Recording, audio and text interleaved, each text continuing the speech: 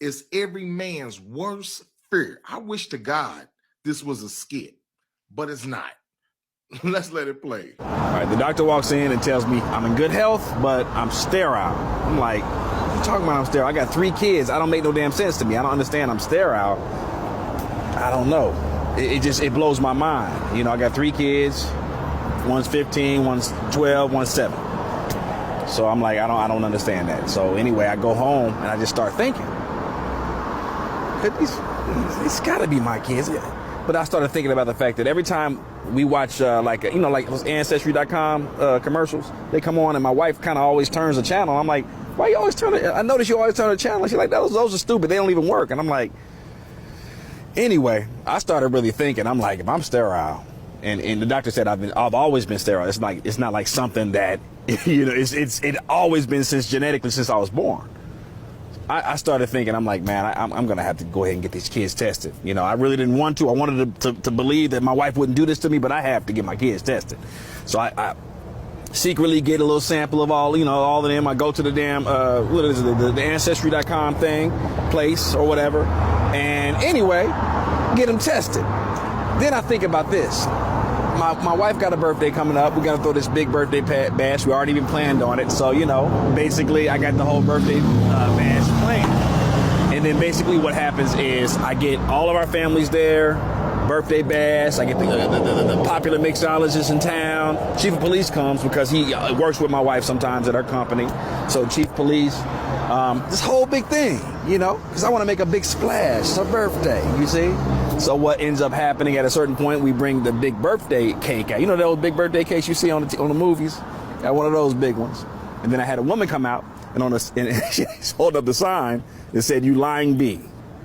And it blew everyone's mind. It blew her mind. What is this about? What is this about? And I was like, you know what? Know what this is about? It's about the fact that this mixologist is his son. Hey, let meet your daddy right here. I straight up had to tell him, this is your dad. Chief of police, hey, this is your... So 15-year-old mixologist, that's his daddy. Chief of police, 12-year-old, that's his daddy. And I was hurt. I was so hurt. I decided I just had to sleep in my car. Man, I couldn't be in this house. I couldn't be around her. Just all these lies. I've been raising these kids for 15 years. There's no way they're mine. They're not. I'm sterile. So basically, I just, I'm in my car, sleeping in my car, going to work, doing the normal thing I do. And I just was, running into different issues and felt the need that I needed to go. I really needed to go back to church. I just really wanted to do that. And was getting some good, like the preacher and a lot of different people giving me some good advice and some good guidance, kind of helping me to understand that, it's not the kids' fault. You've been there for the kids, And, then I start finding out there's some problems. Kids are having problems in school because their dad's not there. They're used to having their dad for 15 years. I haven't been there, So I start going back, being there for my kids and everything like that or whatever. But I have to let her know. I'm like, I don't know if we can work this out. I don't know. Possibly, but I'm here for my kids. I'm going to try to be here for my kids because I feel like it's the right thing to do. It's what God wants me to do, and I think it's the best thing to do. So that's what I decided to do. Later on, and find out, because I have a 7-year-old. We didn't know who his dad was. So basically, after a certain amount of time with the Ancestry.com, like other people will get tested and everything like that or whatever. And then I got an alert from the email alert. And I'm like, really? So we kind of find out that it's this NBA Hall of Famers.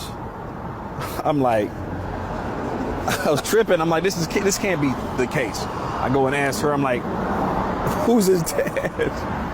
She's like, yes, that's his. I'm like, because my son, my son, he could ball. He could ball, and I ain't got no athletic skills, But the thing is, me and my wife are still trying to work things out. I moved back in, but I'm not in the same room. Luckily we have multiple rooms. I'm there for my kids, even though they're not my kids, but they are my kids. I'm there for my kids. I'm the only father they know.